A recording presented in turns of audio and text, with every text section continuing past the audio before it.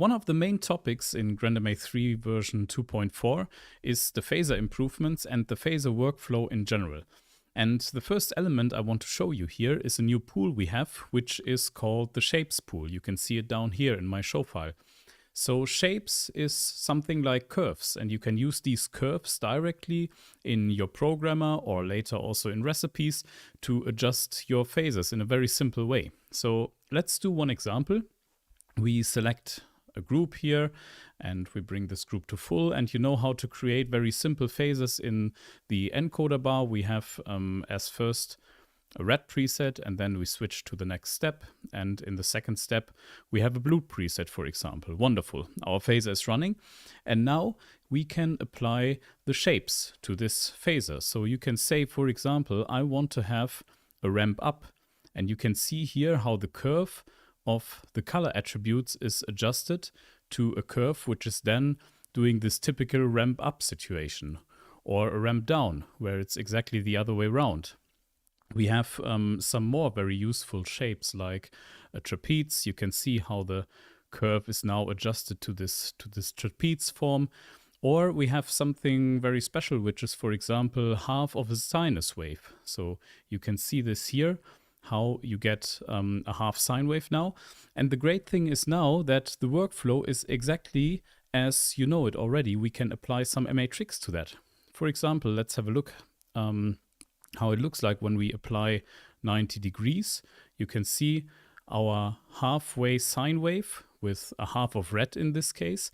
And this is going with a 90 degrees phase to this phaser we created. Maybe you want to have some two wings in this, and you can easily adjust and program your nice phaser. And again, the workflow now is the same as before. We can store it somewhere in a preset or a queue. So for example, we want to store a color preset with that. You can see all the values are directly in there. So let's clear this out. We have our spots again. We bring them to full, we select the preset, and you can see our phaser is ready to go. So a nice new thing, which this new shapes pool in version 2.4 to easily apply some curves to your running phasers.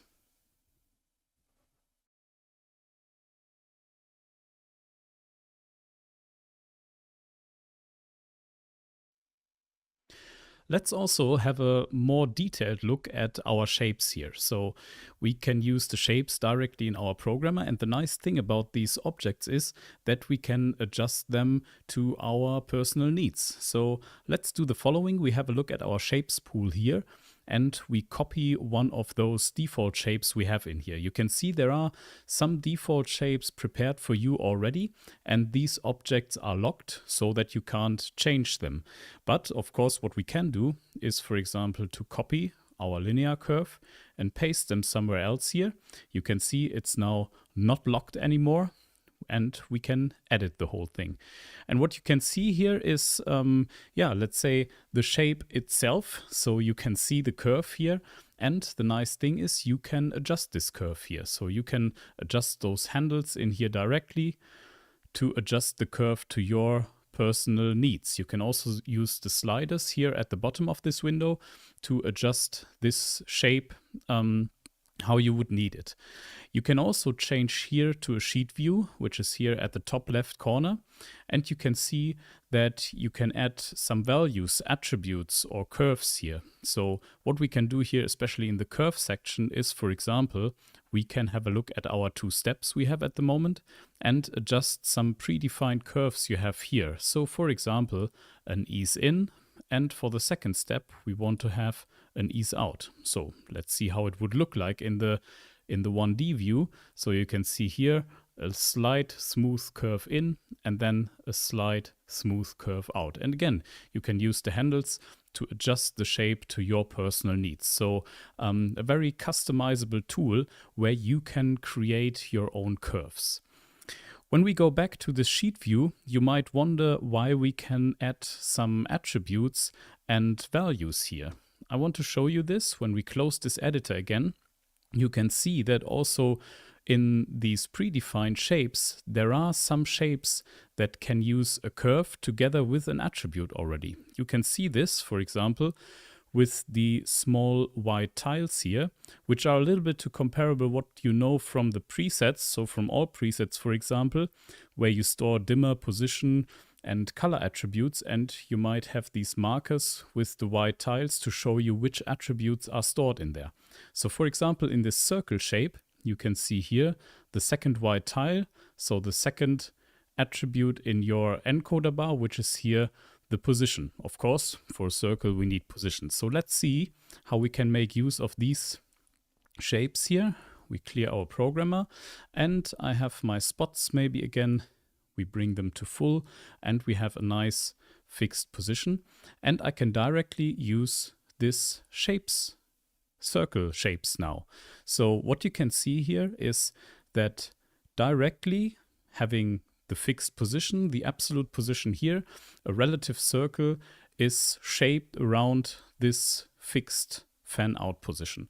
So this is the situation where you can make use of these shapes directly wherever you are and have a nice phaser running. And again, as we learned it before already, we can apply some MA tricks here. So you might want to apply 360 degrees. You want to have two wings, and maybe you want to have a mirrored circle. And immediately with this simple to use shape, you created a mirrored circle for your selection of fixtures. And again, same story as before. You can make use of this now in your programmer and store it as a preset or directly in a queue.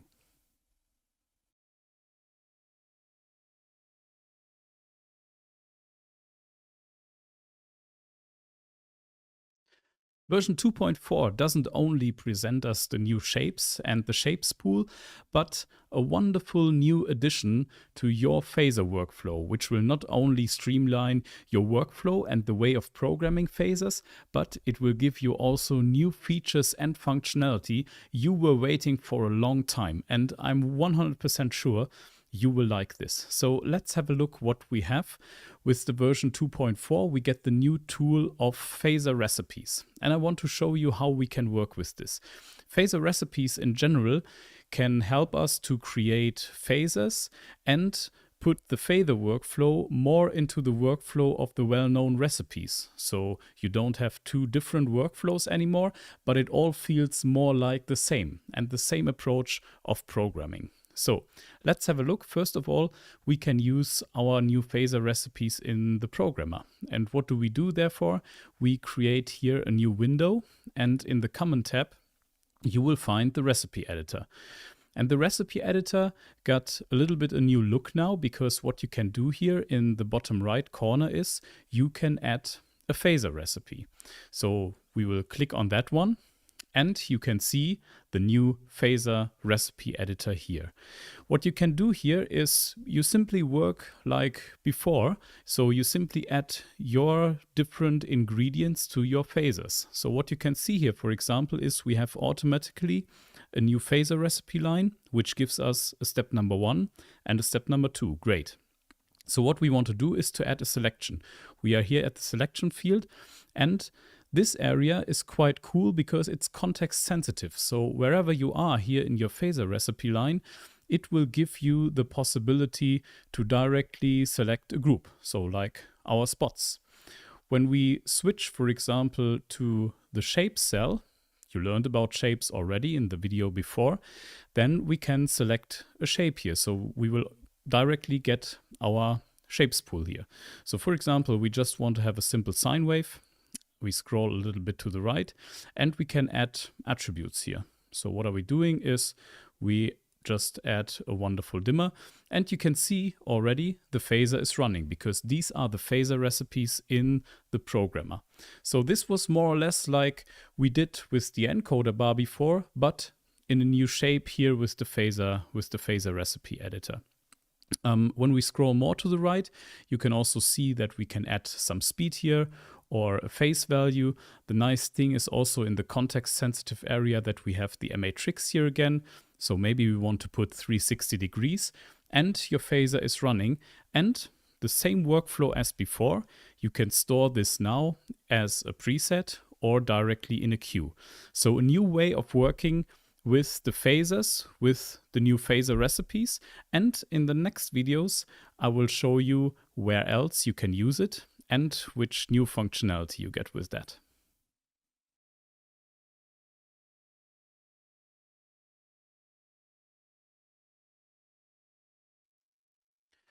Let's stay in the programmer with our phaser recipes for a while, but let's have a look what else we can do with them. So what I would like to show you now is we clear the whole thing again, and we select one of our groups here and we bring them to full. So now we want to create a color phaser with the new phaser recipes in our programmer. So as before, we would select Add Phaser Recipe in our recipe editor. And this time we also take the selection here, which is then our spots grid. What you can do else is also to have a specific fixture selection in your programmer and then use the take selection button, which is pretty handy if you have specific fixture selection actually in your programmer and you just want to take it for your new phaser recipe you are creating. So this can become quite handy here. But let's select the group here first, and as a shape, let's say we want to have a ramp up, which is wonderful. This time we don't select the attributes, but we want to have some values here. And the cool thing is we can click here in a value cell. We can use absolute or relative values. And we have our presets here, like the dimmer, position, gobo, but also the color presets. And here easily we can select, for example, red in the first step. And in the second step, we want to have a cyan. Yeah, why not? So, and we can see already that we have this shape here running with the ramp up between our red and cyan. And again, what we can do is to go into our settings here and have a look. We want to have, for example, let's say a phase of 90 degrees, which is nice. And we want to have 2 wings. So quite cool. And again, the same thing as before. We can now store it directly in a preset or we store it in a queue. So also with the existing presets, you can easily use the phaser recipes to create your new phasers in this new additional workflow. And this is very important, always with the reference to the original existing presets.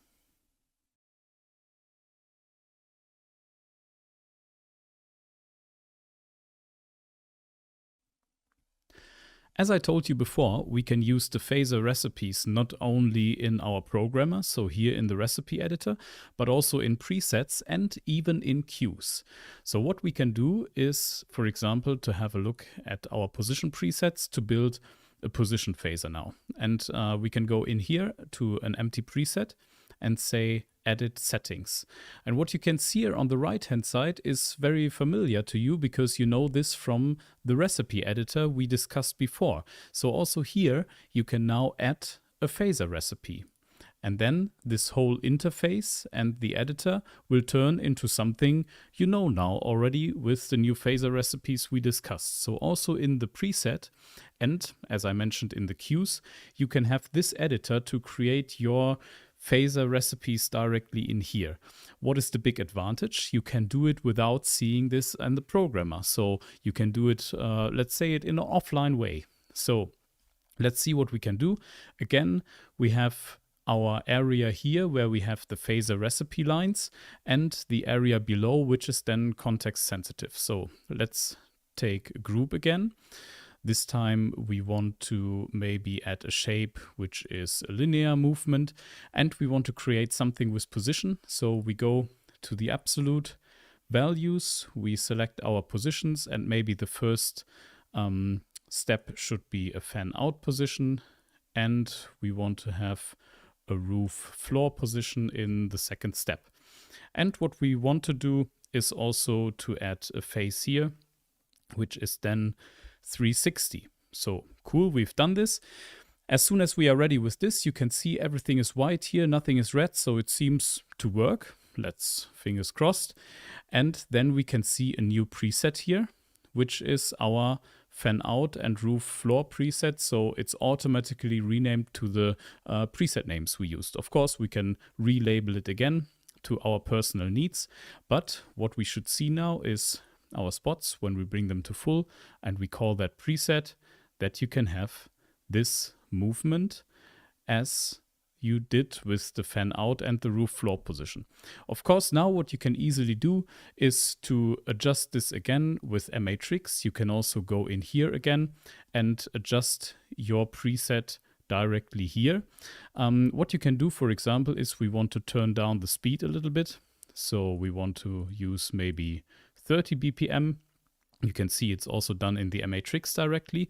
And what we can do now is to use the add button here at the bottom right, because so far nothing happened. But when we press the add button and close the editor, you can see that it's now directly also at the output. So again, you can use this editor as a kind of offline editor to make adjustments. And as soon as you are ready, you can call the presets or use the add button in the Phaser recipe editor to bring your changes to the output.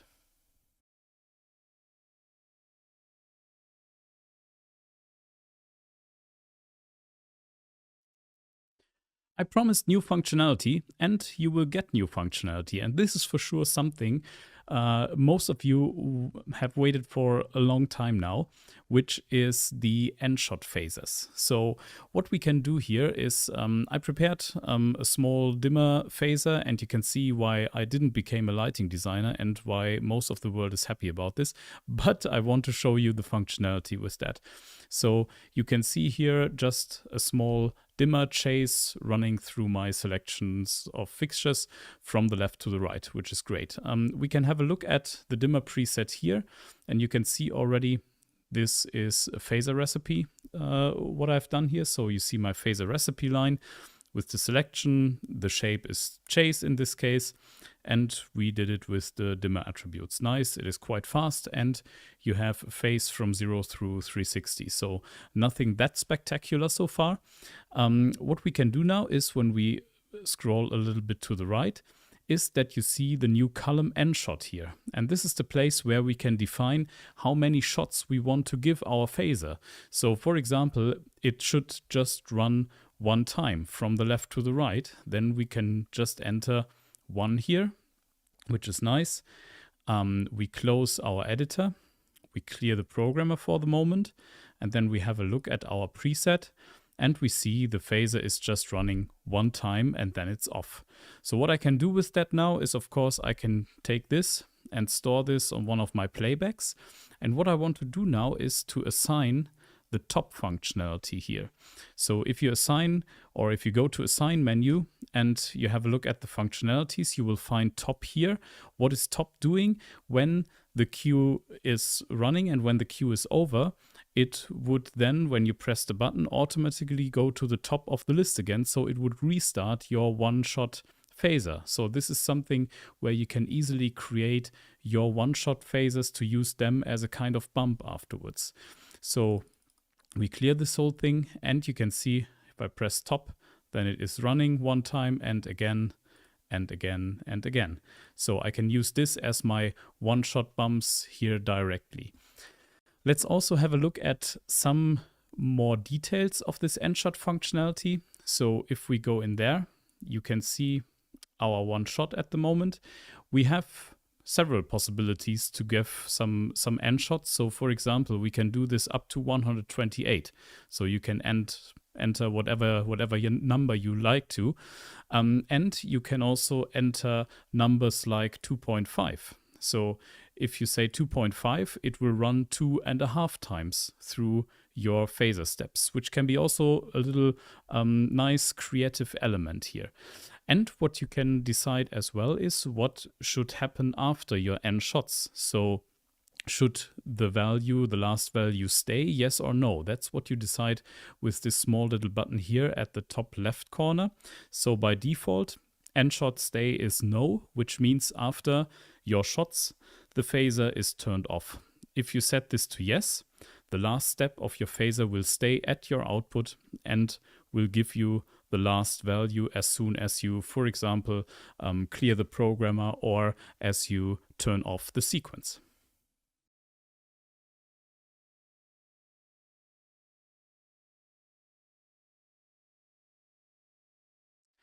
Sometimes we all need a little bit of direction. So our phasers do.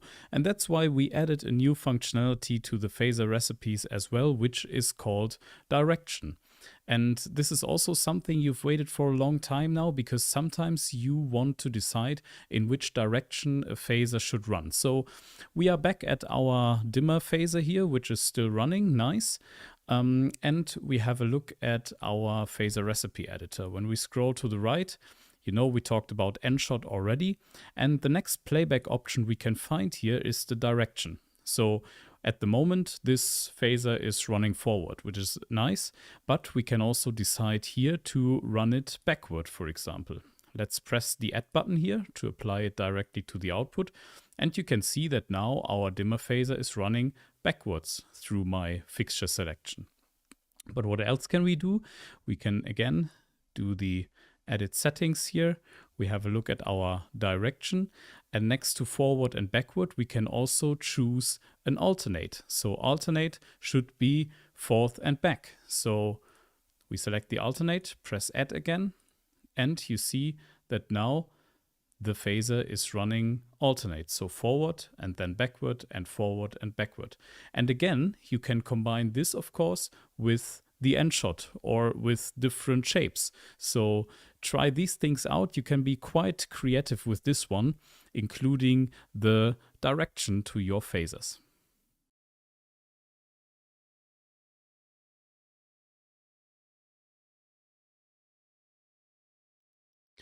Let's also talk about a new functionality in the phaser recipes, which can be wonderfully helpful in some situations. So what you can see here is I created a quite impressive phaser again. So we have this dimmer snap running from the left to the right at my mid-truss. So all of these 5 fixtures, they are doing this dimmer phaser from the left to the right.